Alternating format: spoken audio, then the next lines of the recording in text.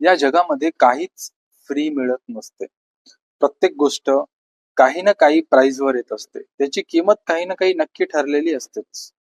म्हणजे जर आपण कोणासोबत चांगलं वागू, तर ते चांगली वागणूक आपल्याकडे मल्टिप्लाय होऊन येणार. कुठून पण येणार. त्याच व्यक्तीकडून येणार असं नाही, पण ते येणार.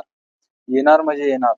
त्यानंतर आपण जर काही गोष्टीसाठी पे नसेल करत सध्या, आणि ते परत आपल्याला वाटत असेल की आपल्याकडे येणार नाही, पण ती येते.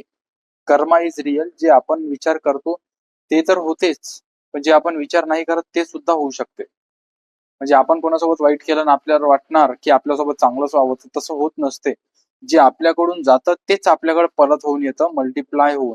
तर कधीही आपली धैर्य न सोडता कुणावर जास्त रागवू नये, बोलू नये उद्धट.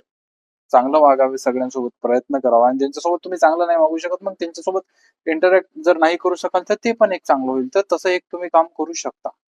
बेस्ट विशेस.